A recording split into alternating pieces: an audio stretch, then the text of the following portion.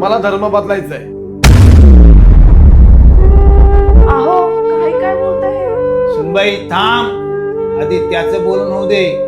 बाबा, आपल्या धर्मात खूप बंधन आहेत. सोमवार उपवास, मंगळवारी हे नको, गुरुवारी ते नको, शनिवारी तर कडक उपवास, एकादशी, अमावस्या, पौर्णिमा, दर आठवड्याला काही ना काही.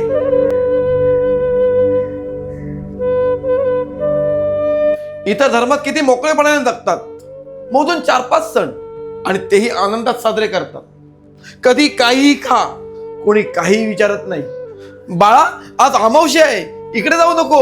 बाळा, आज उपवास आहे, हे खाऊ नको. बाबा, मला असं बंधनात नाही अटकायचंय. माझं ठरलंय, मी धर्म बदलणार. मम्मी आणि आपल्या होणाऱ्या बाळांनी काय करायचं? कुंकवाच्या मागे जायचं की सासू सासऱ्यांचा आधार बनायचा? पोरा, तुला धर्म बदलायचा आहे ना, बदल, माझा काही विरोध नाही. पण एक गोष्ट समजून घे, तू काय सोडतोयस आणि काय स्वीकारतोयस. धावपळीचं आयुष्य आहे तुमचं, तुला ही बंधनं वाटत असतील, पण प्रत्येक गोष्टीमागे एक कारण असतं.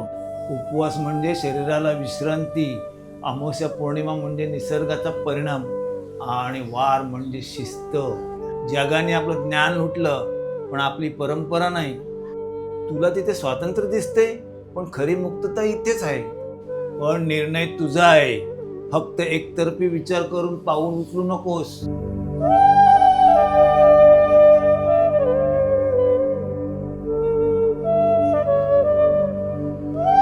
बाबा, तुम्ही बोलताय ते कदाचित खरं आहे. मी फक्त बंधने पाहिली, पण त्यामागचं कारण कधीच समजून घेतलं नाही. मला वाटलं धर्म म्हणजे नियम, पण ती तर शिस्त होती, आरोग्य होतं, परंपरा होती, आपण काय आहोत त्याची ओळख होती. बोललो मी इतक्या सहज म्हणालो मी धर्म बदलणार, पण खरं तर मला बदलायचं होतं माझं मन, माझा विचार करण्याची पद्धत. माफ करा बाबा, मला मी चुकलो. थोडा रागात, थोडा अज्ञानात बोललो. आज समजलं, मुक्तता ही बाहेर शोधायची नसते, ती समजून घेतली की घरातच सापडते. बाळा, प्रश्न विचारणं चुकीचं नाही, पण उत्तर शोधायच्या आधी घर सोडायचं नसतं.